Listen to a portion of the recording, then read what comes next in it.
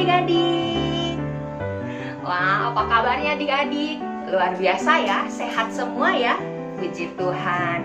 Adik-adik, selamat datang di ibadah perdana Sekolah Minggu GBI Philadelphia.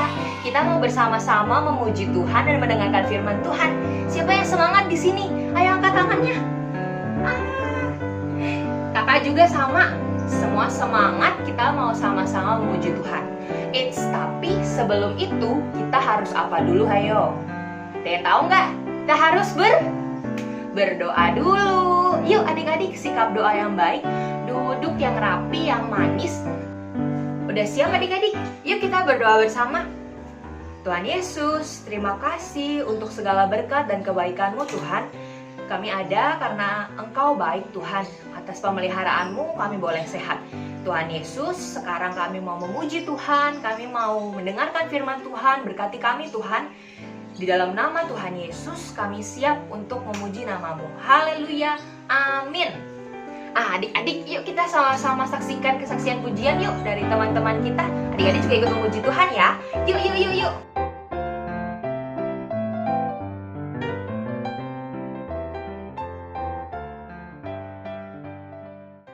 Teman-teman, mari kita sama-sama nyanyikan lagu Yesus Pokok.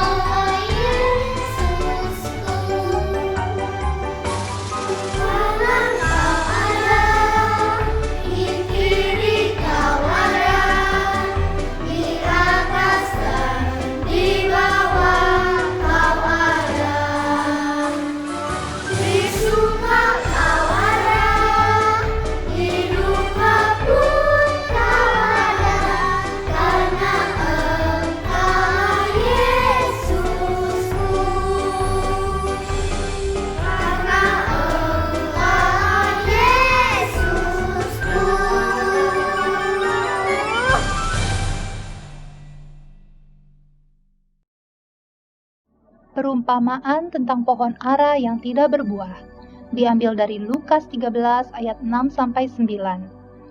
Semua gambar yang diambil dari cerita ini adalah hak cipta freebibleimages.org. Seorang mempunyai pohon ara yang tumbuh di kebun anggurnya, dan ia datang untuk mencari buah pada pohon itu, tetapi ia tidak menemukannya. Nah, adik-adik, di dalam perumpamaan ini, kita adalah pohon ara.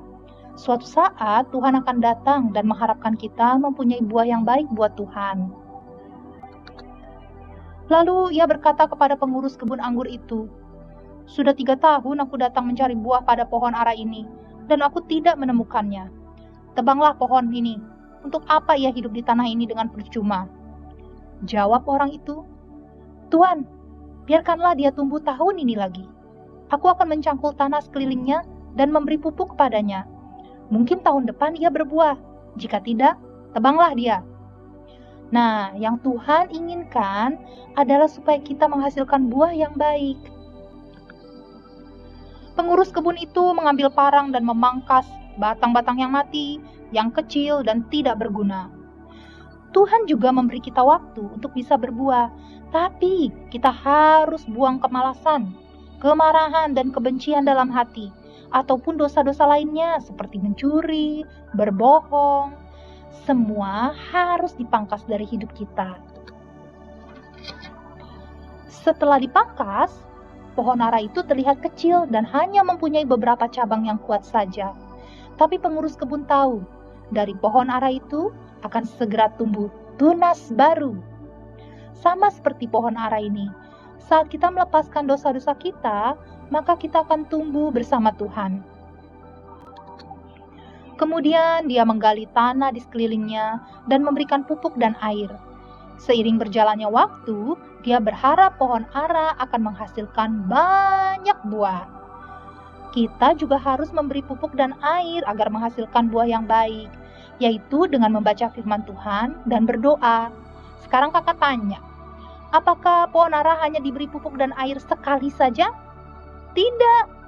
Pengurus kebun dengan tekun dan rajin merawat pohon ara setiap hari.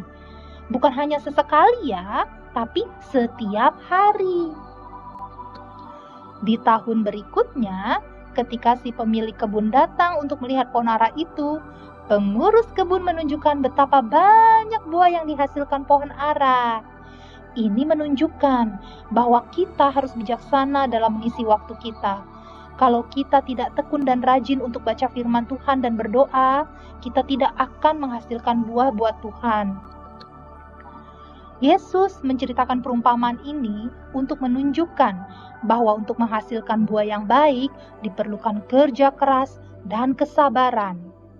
Adik-adik, sekarang kakak tanya lagi, apakah kita sudah mulai baca Alkitab dan berdoa setiap hari? Kalau belum, kita harus mulai sekarang ya. Ingat ya, mulai dari sekarang, dari hari ini. Setiap hari kita berikan pupuk dan air buat roh kita. Kita baca firman Tuhan dan berdoa setiap hari supaya kita menghasilkan buah yang baik buat Tuhan. Terima kasih buat perhatiannya adik-adik. Halo adik-adik. Ayat hafalan hari ini adalah Mazmur 90 ayat 12. Ayo adik-adik yang belum pegang Alkitab, ambil Alkitabnya. Kakak tunggu. 5, 4, 3, 2, 1. Semuanya udah bawa Alkitabnya? Kita baca bareng-bareng ya. Mazmur 90 ayat 12. Ajarlah kami menghitung hari-hari kami sedemikian hingga kami beroleh hati yang bijaksana. Sekali lagi yuk kita baca bareng-bareng. Mazmur 90 ayat 12. Ajarlah kami menghitung hari-hari kami sedemikian hingga kami beroleh hati yang bijaksana. Ayat firman Tuhan ini kita simpan di dalam hati kita supaya dapat menjadi penolong dalam kehidupan kita. Sekarang kita berdoa sama-sama. Tuhan Yesus, jadikan kami orang-orang yang dapat memanfaatkan waktu secara bijaksana supaya hidup kami berbuah yang baik dan menyukakan hati Tuhan. Terima kasih Tuhan Yesus. Dalam nama Tuhan Yesus kami sudah berdoa. Amin. Nah adik-adik, terima kasih sudah menyaksikan ibadah online hari ini. Sampai kita berjumpa kembali pada ibadah online selanjutnya. Dah, Tuhan Yesus memberkati.